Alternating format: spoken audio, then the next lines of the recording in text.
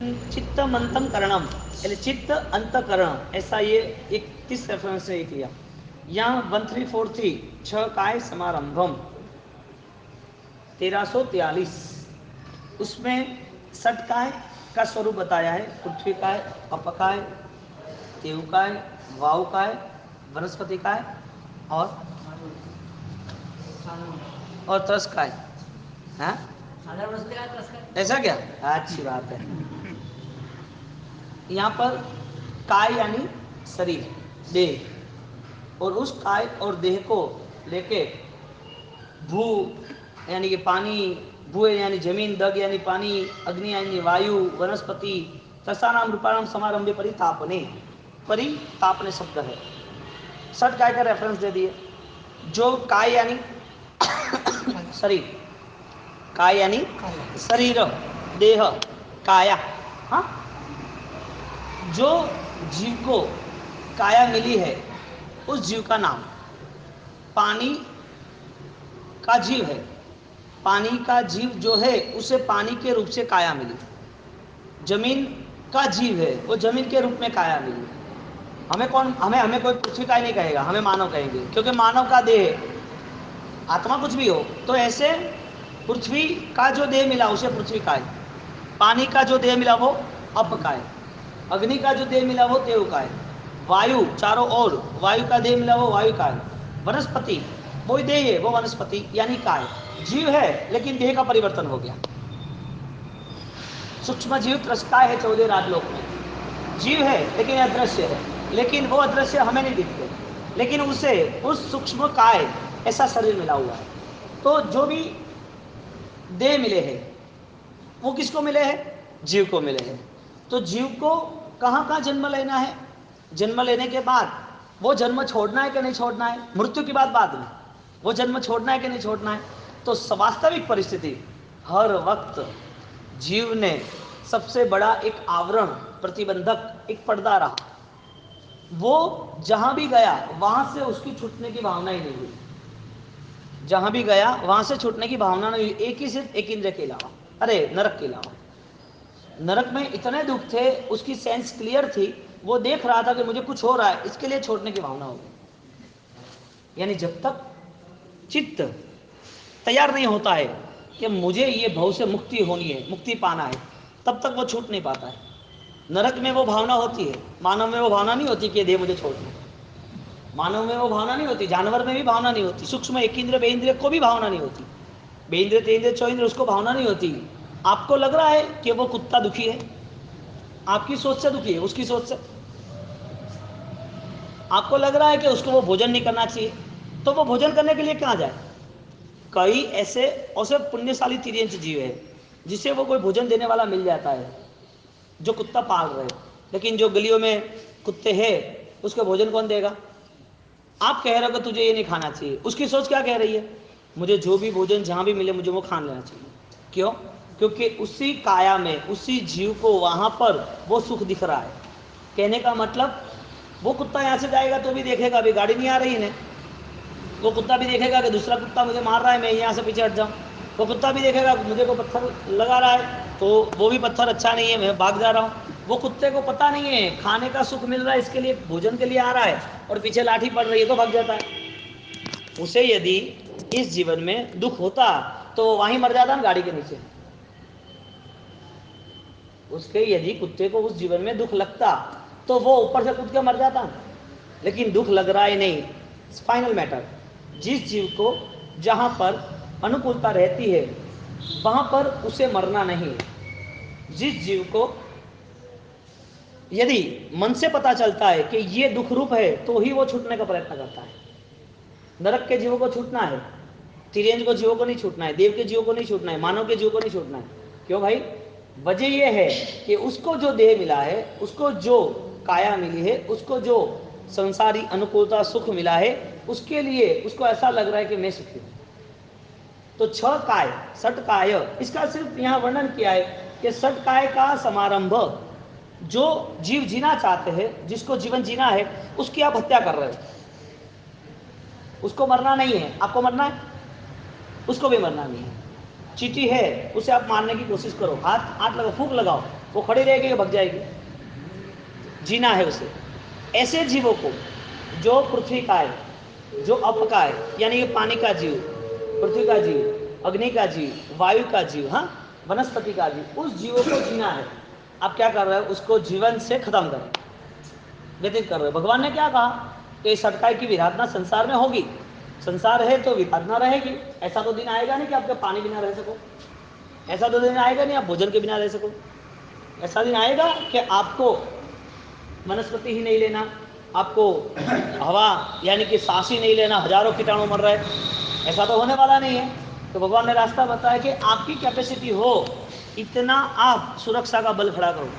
कितने जीवों को हम सुरक्षा दे सकते हैं, और ज़्यादा सुरक्षा देने का ही भाव।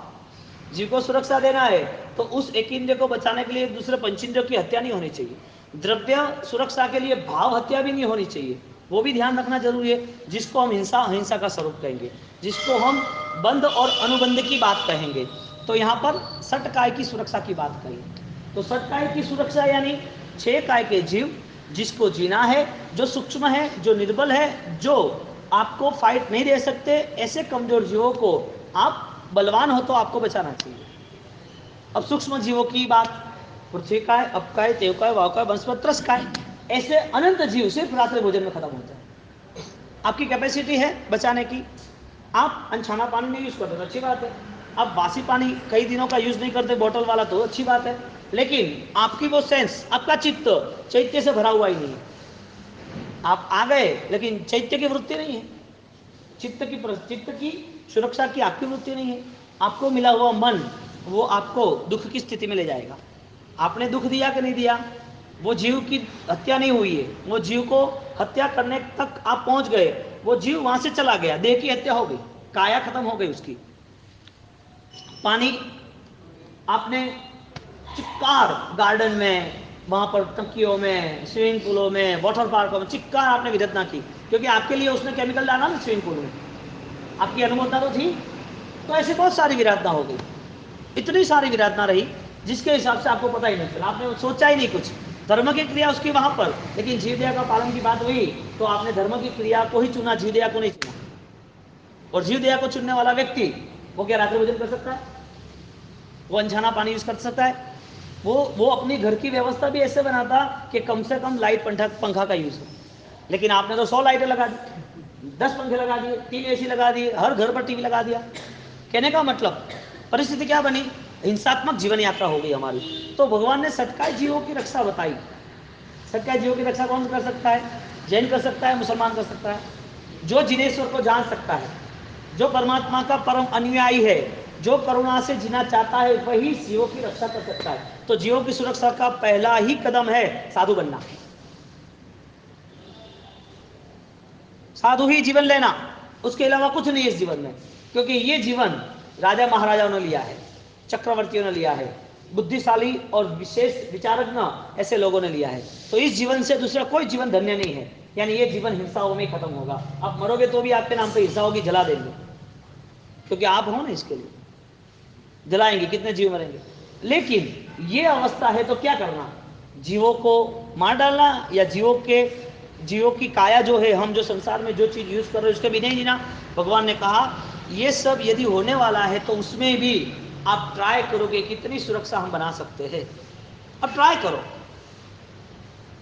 आपको यदि शक्ति मिली है, आपको मन मिला है, आपको किसी ने कोई गिफ्ट दी है जिसका नाम पुण्य है, जो कर्मों ने दिया हुआ है, तो आपका कर्म आपको उलझा ना पाए, आपका कर्म आपको परेशान ना कर पाए। किसी को दुख देने के लिए देह नहीं है, किसी को दुख देने के लिए हमारे पास बल नहीं है, किसी को दुख देने के लिए हमारे पास चित्त और विचार नहीं है। ये सब तो हमारी आत्मा की सद्गति के लिए था, ये सब सद्गति को दुर्गति में बदलने के लिए नहीं था। ये गति सही है, ये अच्छी गति है, लेकिन इस गति के बाद, इस जीवन के बाद, इस सुख के बाद, इस अनुकूलताओं के बाद तो बार बार घर और परिवार में संस्कार हमारे जैन धर्म के आचार के साथ होने चाहिए। अब आप पानी छानने के लिए गन्ना भी नहीं रखो, क्या समझना? आप अपने जीवन में जितने भी जीव हिंसा हो रही है आप देखना ही नहीं, रिसेप्शन लॉन पे हो रहे, रात को शादी ब्याह हो रहे, जैन किसे कहेंगे? यहाँ सटकाई की बात कही कि आपको सुख चाहिए तो आप जीवन सही ढंग से बनाओ, वरना सब करेंगे, चलेंगे। दुनिया में बहुत सारी हिंसा हो रही है, चारों ओर लाखों करोड़ों रुपए खर्च करके लोग सब यहाँ पर कुर्स में जाते हैं। 50-50 दिन की पूरी दरिया की यात्रा रहती है, हजारों लाखों करोड़ रुपए खर्च करके वो टूरों पे जाते हैं, विमानों में उड़ते हैं। हिंसा तो है ही, चिक्कार हिंसा है, आज की नहीं है। पहले शस्त्र हिंसा थी, अब यंत्र हिंसा है। हिंसा तो होने ही वाली है। आप कितना बचा सकते हो वो बताओ। आपके पास कैपेसिटी है तो ये तो यूज करो। तो आप यदि कम से कम विराटनाथ से, जीव इंसान से जीवन व्यतीत कर सकते हो तो अच्छी बात है। मंदिर भी आना है तो चल के ही आना है, क्योंकि करीब है। क्यों भाई गाड़ियों में आना? एकदम सिंपल लॉजिक है। आपका स्वास्थ्य अनुकूल रहेगा, आपने जीव दया का पालन किया, आपका सहायता मिलेगी, आपको दवाई की जरूरत कम पड़ेगी। क्योंकि जीव दया का पालन, एक जीवों को भाव आप हाय नहीं लेते, आप उसकी हिंसा नहीं करते। उसमें जब मरते वक्त जो आंतरिक जो चीखें थी, जो कीटाणु मर रहे उसमें जो परेशानियां थी, वो सब रिवर्स, वो सू तुम्हारे सामने तुम्हें मिलती है। अब आपको पता ही नहीं है कि वो जीव है। जब तक जीव का ज्ञान, तत्व का ज्ञान नहीं होगा, तब तक श्रद्धा नहीं होगी। यानी कि तत्वार्थ सूत्र में महेश्वती महाराज ने प्राथमिक ही कह दिया, तत्वार्थ श्रद्धा नाम सम्यक दर्शन। तत्व की श्रद्धा वही उत्तम और सत्य जीवन है। वो सत्य, वो तत्व क्या है? जीव। तो अजीव भी तत्व है, तो जीव अजीव दोनों तत्व है, उसे जानना चाहिए, जान के उसकी सुरक्षा करना चाहिए। अब सटकाए जीवों की सुरक्षा के लिए भगवंत ने यहाँ पर अहिंसा मुक्त जीवन यात्रा का पूरा निर्देशन किया है। आपको पता है कि जीव क्या है, तो ही आप जीव सुरक्षा कर पाओगे। जब तक पता नहीं है कि करेंसी कौन सी है, नोट कौन सी है, 1000 की है, 500 की है, 100 की है, या 20 की है, 50 की है, तब तक आपके लिए वो कागज ही है।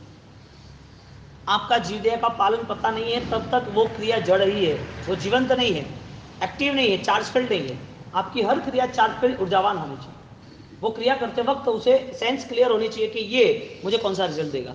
तो 24 भी फलीभूत है, सामयिक भी फलीभूत है, यहाँ एक छोटी सी जीवदया का पालन भी फलीभूत है। और जीवदया के पालन में वन साइड बताया नहीं भगवान ने बंध और अनुबंध, छोटे जीवों के साथ बड़े जीवों की सुरक्षा बताई।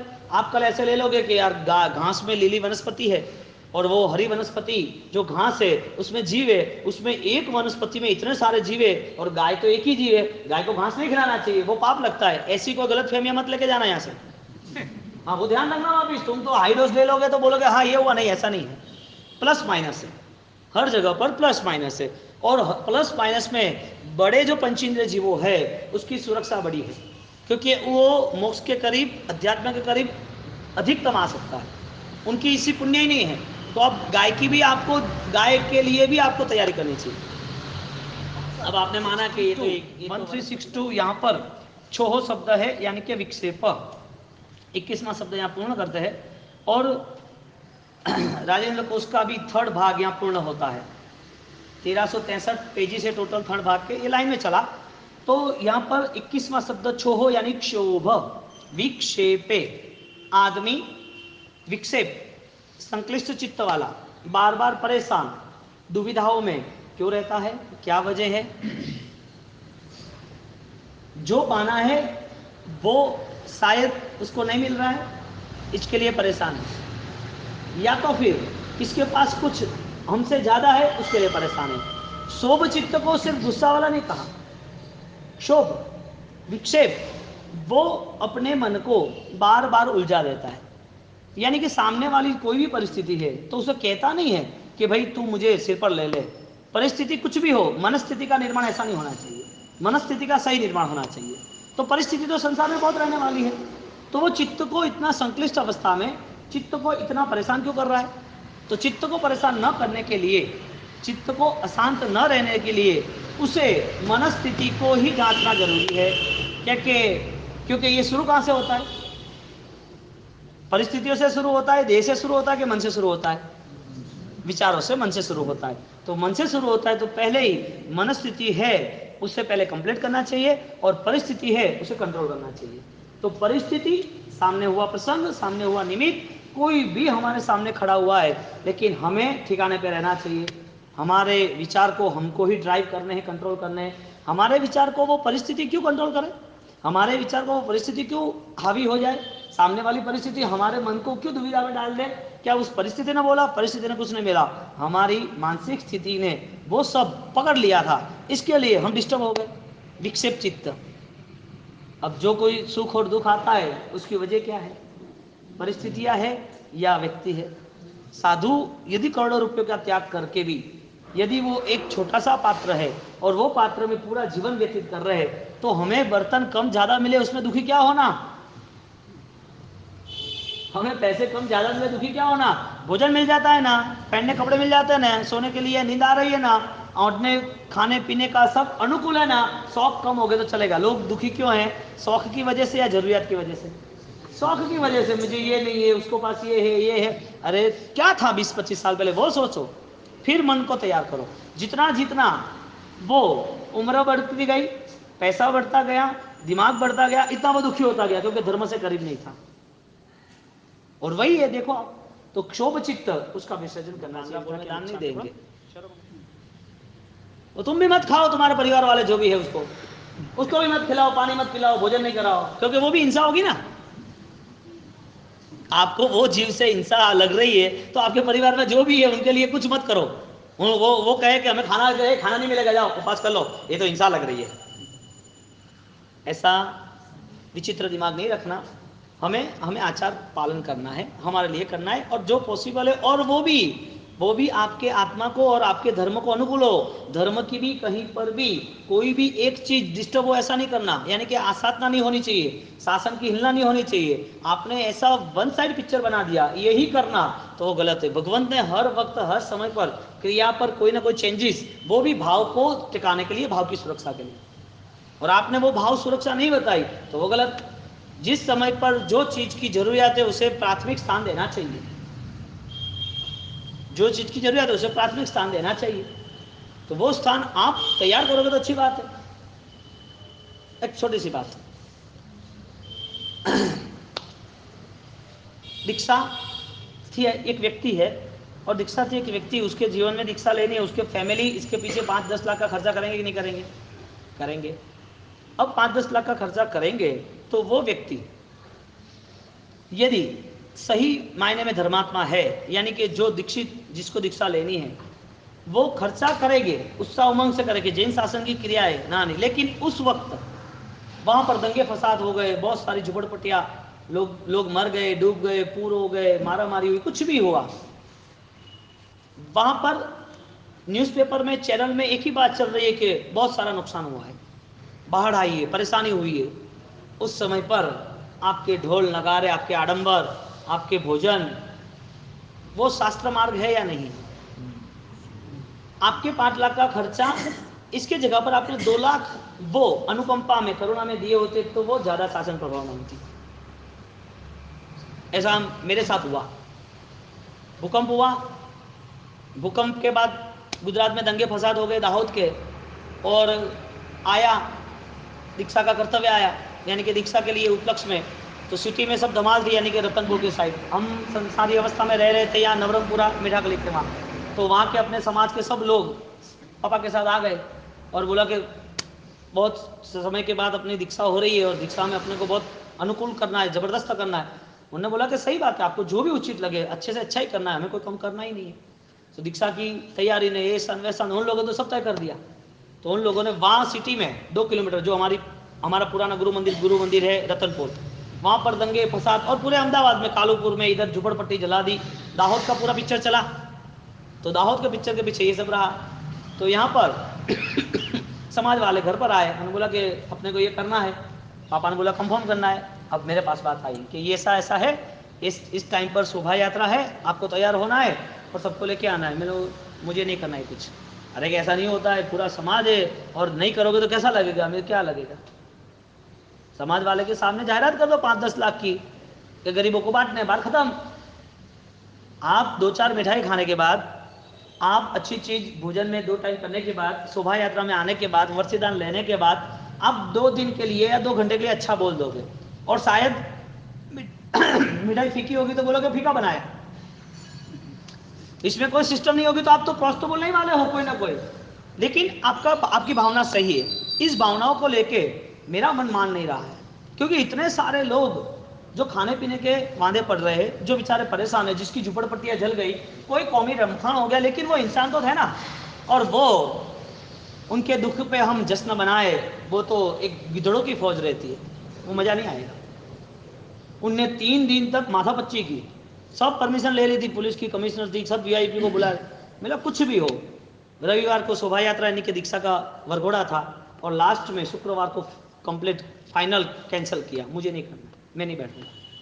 3 दिन तक रात को 2-2 घंटे तक मुझे समझाया, ऐसा ऐसा ऐसा, तुम्हें जो करना वो करो। कहने का मतलब जिस समय पर जो उचित कर्तव्य है उसको प्रथम अग्रिम स्थान देना ही चाहिए।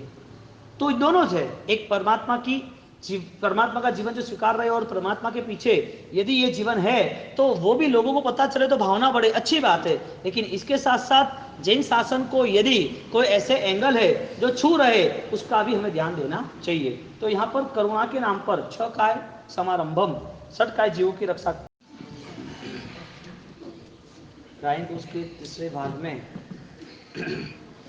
आज हम 20वां पद ले रहे हैं, 1343 नंबर का पेज 1343, जिसमें 6 काय समारंभम।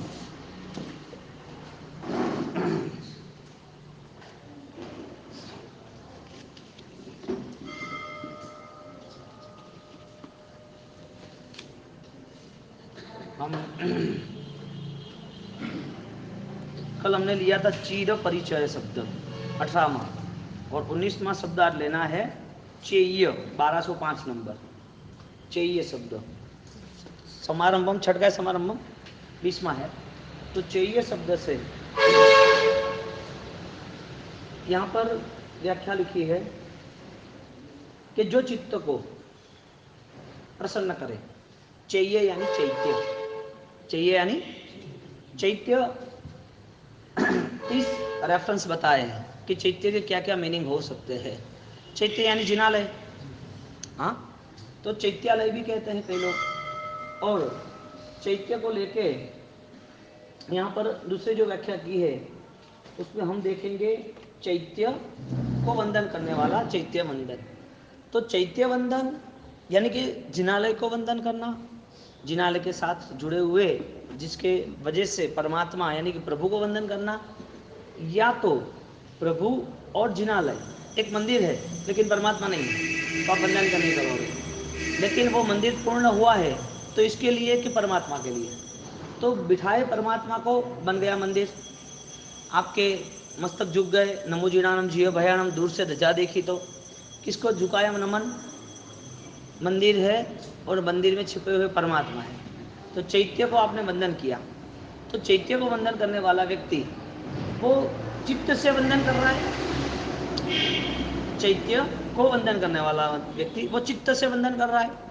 चित्त यानी हमारी विचार शक्ति, लेकिन उस विचार शक्ति का पूरा प्राथमिक केंद्र बिंदु आत्मा है, यानी कि उस परमात्मा को मुझे वंदन करना है जो मेरे अंदर छिपा हुआ है। वो पत्थर का मंदिर है, ऐसे ही मन में भी एक मंदिर छिपा हुआ है जो परम तत्व की प्राप्ति की ओर ले जा रहा है। तो परमात्मा को यानी कि चैत्य को वंदन करने वाला व्यक्ति वो 2 तरह से जुड़ा हुआ है। एक तो एक व्यवहारिक परमात्मा की भक्ति करनी चाहिए, ठीक, द्रव्य से औपचारिक हमारा एक कर्तव्य है, हमको ये करना चाहिए, आवश्यक है, क्योंकि जीवन की जितनी भी आयु है, जीवन में जितना भी हम आयुष्य प्रसार कर रहे हैं उसमें संसार कॉमन है, संसार सबके लिए फिक्स है। कई ऐसे विरल आत्मा होते हैं वो जो संसार से मुक्त होने के लिए वो संपूर्ण जीवन परमात्मा को दे देते हैं, लेकिन जो संसार में रहे हुए जीव है, व्यक्ति है, उसके लिए कोई ना कोई सहारा चाहिए।